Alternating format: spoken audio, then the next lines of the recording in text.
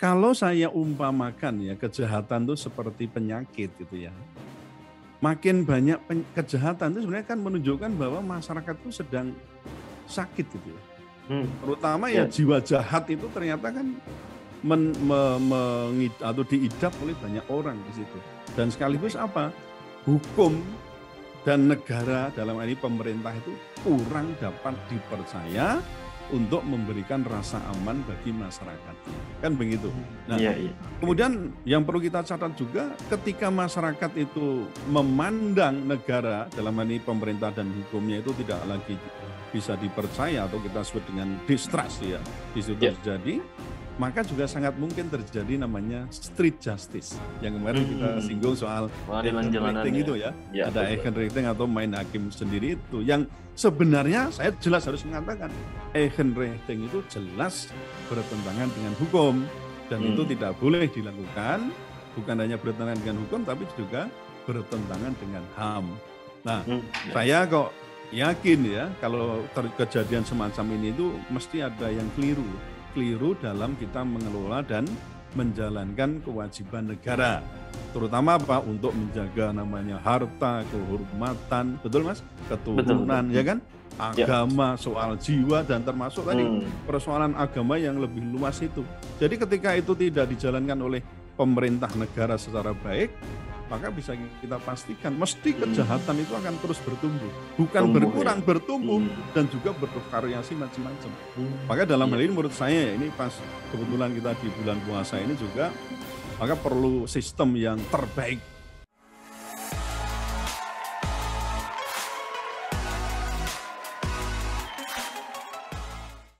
Assalamualaikum warahmatullahi wabarakatuh, Puan dan Tuan. Kembali lagi di segmen Tanya Profesor di satu-satunya channel yang radikal, ramah, terdidik, dan berakal, channelnya Prof. Suteki. Dan seperti biasa sudah ada di samping saya.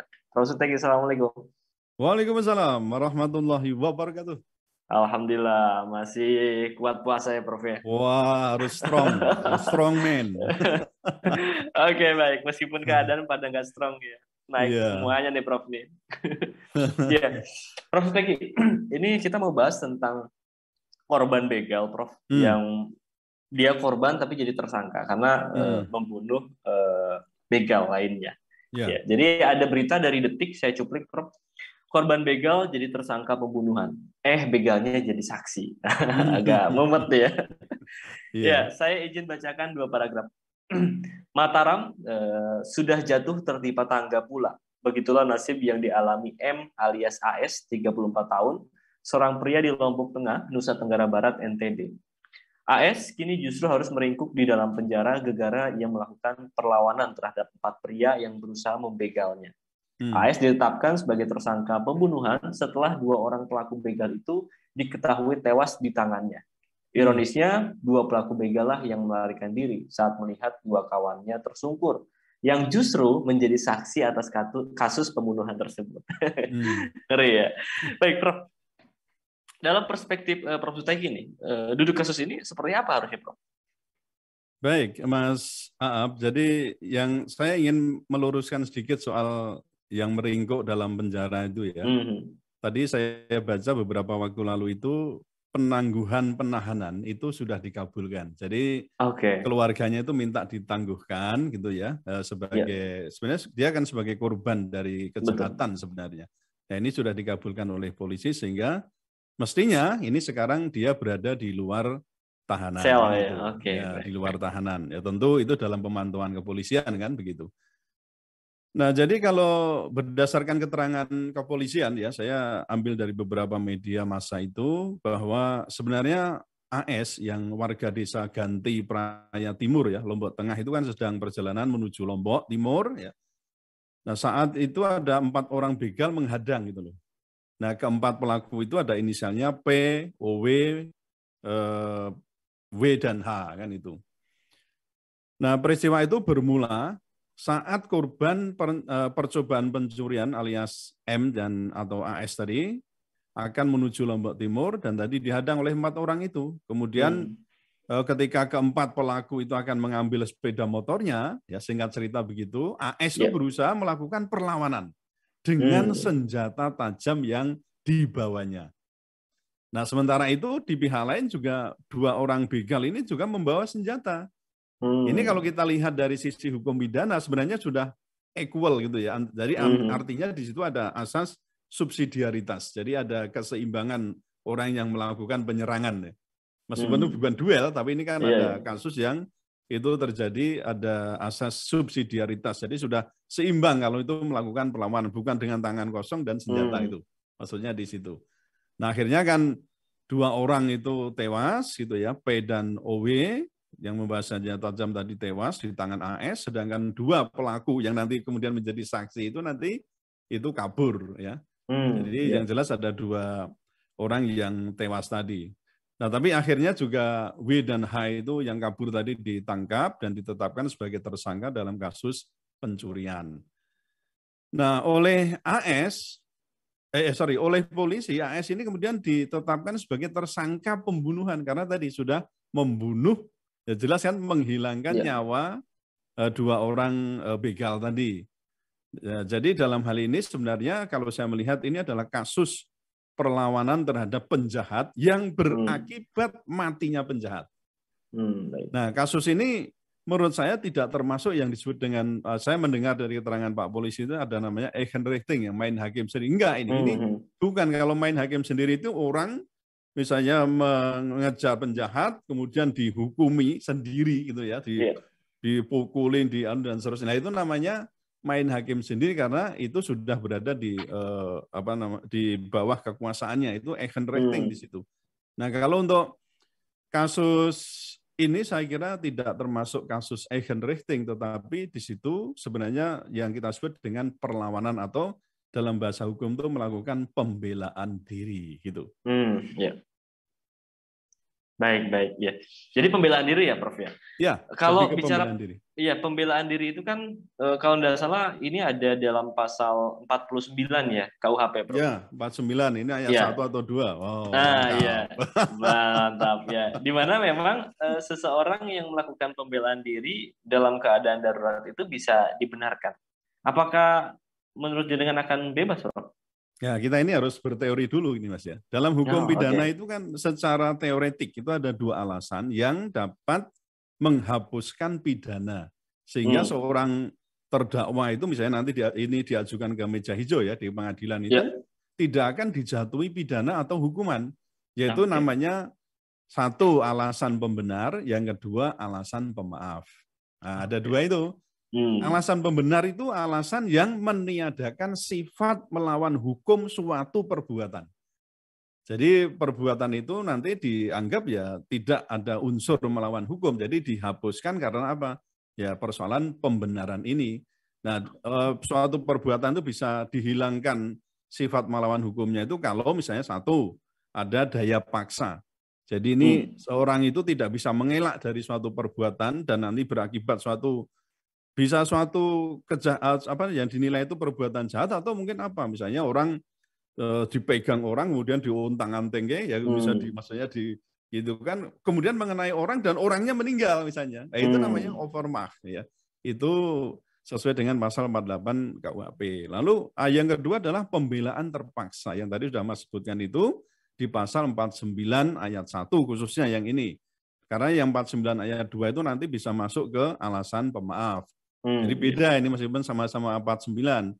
Lalu yang ketiga sebab menjalankan perintah undang-undang. Nah, ini pasal 50 ya. Di pasal 50 itu disebutkan barang siapa melakukan perbuatan untuk melaksanakan ketentuan undang-undang tidak dipidana.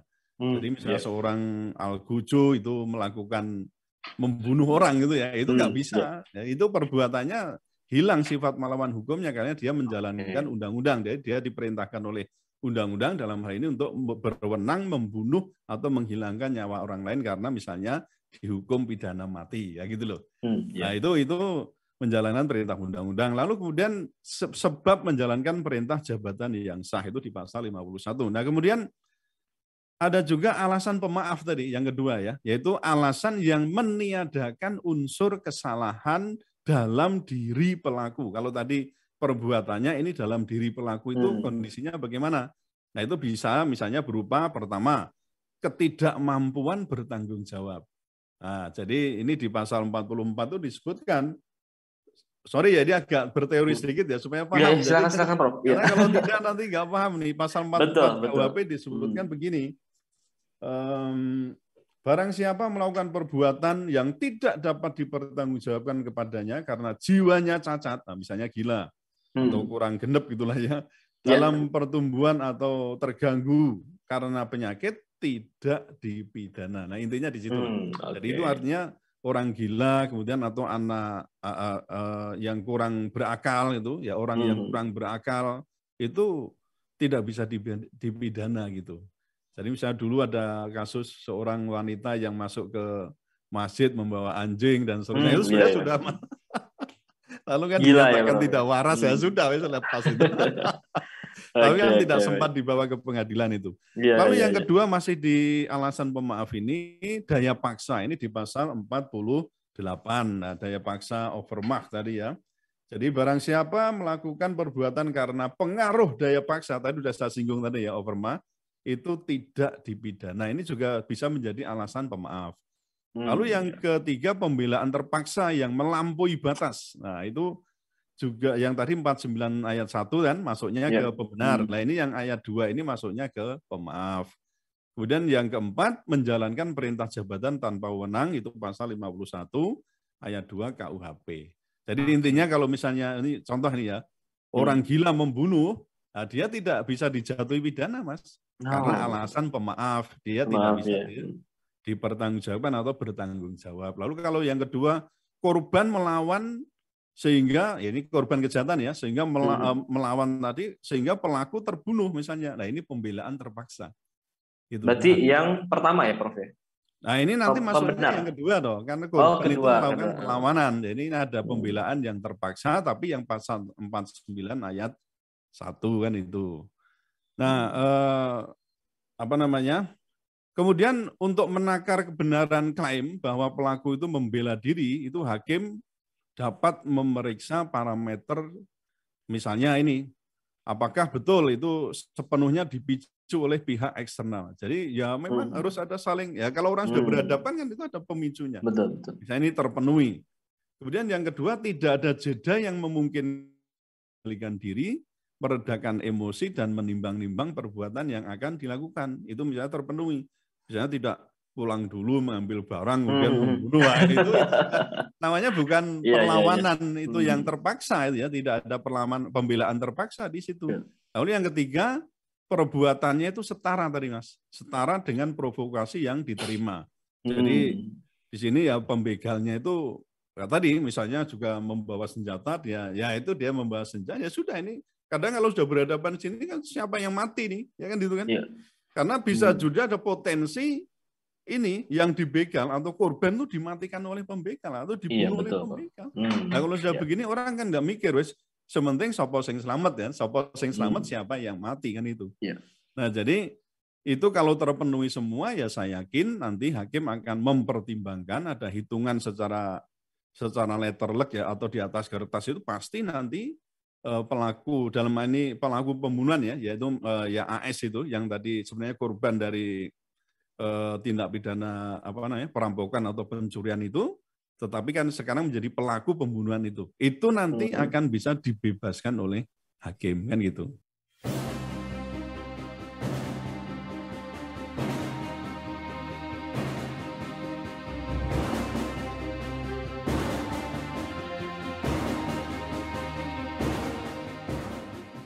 Oke, ya. Prof, tadi saya mau menggarisbawahi tentang alasan membela diri, Prof. Jadi kalau kita bicara tentang alasan membela diri, ini juga kan pernah terjadi, Prof. Di kasus baru-baru ini. Itu kasus KM 50. Ya, jadi terdakwa sampai bebas, bahkan nggak sempat ditahan kalau nggak salah ya. Ya, itu dilepas. Tapi, ya. Dan betul. Putusannya lepas. Iya. Yang saya tanyakan apa? Sebetulnya bedanya apa sih, Prof? Dengan kasus ini, Prof? Saya coba cuplik pendapat dari Andi Hamzah itu ya. Jadi unsur pembelaan terpaksa itu kan satu, pembelaan itu bersifat terpaksa.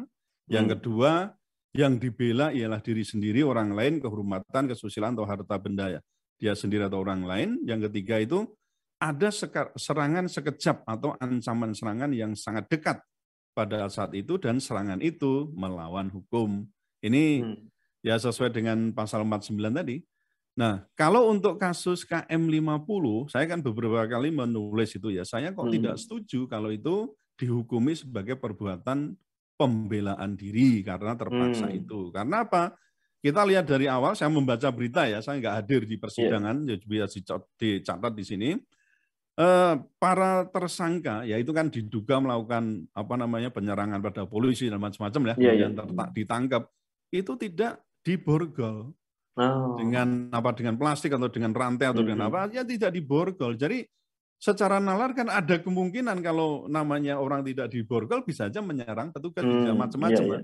Misalnya begitu, itu kelalaian yang di situ. Jadi protapnya saja di sini tidak dipenuhi di situ. Nah, kemudian kan bisa saja menjadi alasan bahwa korban-korban yang terbunuh itu melakukan penyerangan dan seketika waktu itu. Nah, padahal dalam hal ini kita juga perlu mencatat hasil simpulan dari investigasi Komnas HAM bahwa itu sudah sebenarnya perbuatan penegak hukum ketika itu dikatakan sebagai extrajudicial killings dan sekaligus ada penggunaan senjata yang berlebihan. Kan itu kita sudah lihat di situ. Dan satu hal tadi Mas, ketika terjadi pembelaan atau tidak di situ harus ada unsur dibenarkan atau tidak, itu ada unsur namanya subsidiaritas, keseimbangan. Jadi baik. Kalau tiada keseimbangan kemudian melakukan pembunuhan yang sebenarnya kalau dalam hal ini dilihat kan itu nggak pas itu. Padahal tidak selalu harus melakukan tindakan membunuh, tetapi bisa melumpuhkan. Ini ada pendapat Pombo ya di hukum pidana juga dikenal itu bahwa seharusnya ketika itu tidak subsidiaritas tidak terpenuhi, tidak mesti harus membunuh, tapi cukup melumpuhkan apa? Menembak tangannya, mungkin kakinya, bukan pada bagian-bagian vital di tubuhnya, misalnya kena jantung, kena paru-paru dan seterusnya, itu kan banyak matinya. Gitu. Apalagi dalam satu tubuh itu ditemukan lebih dari satu tembakan. Betul. Apakah ini juga bisa dibenarkan? Nah, ini menurut hitungan saya, ya itu Anda kan bertanya itu, ini tidak bisa dipersamakan antara kasus begal ya, peristiwa begal di Lombok ini dan juga peristiwa yang terjadi di KM50. Jadi kalau yang kasus begal ini bisa dikelompokkan menjadi penghapusan pidana karena pembelaan diri yang seimbang, sedangkan kasus KM50 itu menurut saya itu bukan kasus pembelaan diri yang seimbang, melainkan tadi saya sebut sebagai extrajudicial killings. Oke, baik. Berarti berbeda ya pada faktanya. Berbeda, ya. Terakhir Prof dari saya, Prof yang nanya, kan fenomena begal ya banyak sekarang. Kemudian kelitih di Jogja, di Semarang juga ada. Ya. Ini kan makin marak, Prof, akhir-akhir ini. Sebetulnya bagaimana fenomena ini dalam tinjauan hukum masyarakat, Prof? Kalau saya umpamakan ya, kejahatan itu seperti penyakit gitu ya. Makin banyak kejahatan itu sebenarnya kan menunjukkan bahwa masyarakat itu sedang sakit gitu ya. Terutama ya jiwa jahat itu ternyata kan atau diidap oleh banyak orang di situ. Dan sekaligus apa? Hukum dan negara dalam ini pemerintah itu kurang dapat dipercaya untuk memberikan rasa aman bagi masyarakatnya. Kan begitu. Nah, kemudian yang perlu kita catat juga ketika masyarakat itu memandang negara dalam ini pemerintah dan hukumnya itu tidak lagi bisa dipercaya atau kita sebut dengan distrust ya, di situ terjadi, maka juga sangat mungkin terjadi namanya street justice. Yang kemarin kita singgung soal Ehrenrecht itu ya. Ada Ehrenrecht atau main hakim sendiri itu. Yang sebenarnya saya jelas harus mengatakan, Ehrenrecht itu jelas bertentangan dengan hukum. Dan itu tidak boleh dilakukan, bukan hanya bertentangan dengan hukum, tapi juga bertentangan dengan HAM. Nah, saya kok yakin ya, kalau kejadian semacam ini itu mesti ada yang keliru ya. Keliru dalam kita mengelola dan menjalankan kewajiban negara. Terutama apa? Untuk menjaga namanya harta, kehormatan, betul Mas? Keturunan, ya kan? Agama, soal jiwa, dan termasuk tadi persoalan agama yang lebih luas itu. Jadi ketika itu tidak dijalankan oleh pemerintah negara secara baik, maka bisa kita pastikan mesti kejahatan itu akan terus bertumbuh. Bukan berkurang, bertumbuh, dan juga bervariasi macam-macam. Maka dalam hal ini menurut saya, ini pas kebetulan kita di bulan puasa ini juga, maka perlu sistem yang terbaik yang dapat kita contoh bagaimana dulu Rasulullah kemudian juga sahabat itu mengelola, menjalankan misi kepemerintahan untuk meriayah rakyatnya. Loh itu kan yang penting di situ kan. Iya, iya. Kayak kemarin itu ada video yang kita saksikan, ada serombongan skuter itu ya, yang ada dia membuat satu rombong begitu, ada bekas keakuan macam-macam jalan kemana-mana. Kalau kita lihat kenapa kok macam itu tuh banyak terjadi, orang-orang dalam tanda kutip ya, orang miskin dan seterusnya terlantar dan bisa terjadi karena kan sikap AB-nya pemerintah untuk meriayah rakyatnya. Itu tanggung. Ya dari kemiskinan itulah yang sering disebut juga kadal fakru ayakuna kufron, betul nggak? Jadi kemiskinan itu menjadi pangkal dari nanti terjadinya kekafiran dalam bentuk yang beraneka ragam. Ada kejahatan, ada macam-macam. Berarti dalam ini kita memang sudah saatnya ya kita itu memikirkan kembali mana nih sistem yang terbaik. Atau kita membuat peraturan yang sumbernya adalah sumber yang terbaik. Apa itu? Tidak lain adalah bagaimana Allah dan juga Rasul, ada ijma para ulama dan juga ada kias yang ada dalam ini pemerintahan, bukan hanya soal zakat, sholat, puasa, enggak. Tapi pemerintahan pun itu diatur itu loh Mas. Ya, kalau kita mikir, masa Allah yang bisa menciptakan jagat raya ini nggak bisa memberikan tuntunan bagaimana cara memerintah, bagaimana cara berhukum, kan nggak mungkin gitu loh. Ini logika kita. Jadi kita pun berislam jangan hanya mikir hanya sholat, puasa yang sekarang kayak kita lakukan ini, zakat, haji, enggak. Tapi persoalan pemerintahan itu memang harus kita create, kita hubungkan dengan bagaimana petunjuk Allah dan Rasulnya itu untuk menuntun supaya tadi begal, kelitih, egenrichting, kejahatan lain itu bisa kita tekan. Kalau bisa apa? Kita hapuskan. Kan begitu. Oke. Berarti religion nation state itu ya Prof? Religious nation state. Oke, baik. Itu lebih tepat. Kita punya katanya Pancasila itu kok kan itu kan. Iya, baik. Luar biasa. Pasal 29 itu jelas. Negara berdasar atas ketuhanan yang Maha Esa. Kita tuntut di situ. Sebagai religious nation state. Nation state ya. Oke, baik. Prof. Suteki, terima kasih luar biasa jawaban-jawaban. Terima kasih juga pada Puan dan Tuan yang sudah menonton sampai di sesi pertanyaan keempat, ya di sesi tanya Profesor pada persoalan kasus begal yang kemudian yang dibegalnya itu jadi saksi. Baik, terima kasih Prof. Suteki, terima kasih juga Puan dan Tuan. Jangan lupa untuk like, comment, share, dan juga subscribe channel Prof. Suteki ini karena kita akan senantiasa mengulas isu-isu viral secara radikal, ramah, terdidik, dan juga berakal. Baik, terima kasih. Saya pamit undur diri. Assalamualaikum warahmatullahi wabarakatuh. Waalaikumsalam warahmatullahi wabarakatuh.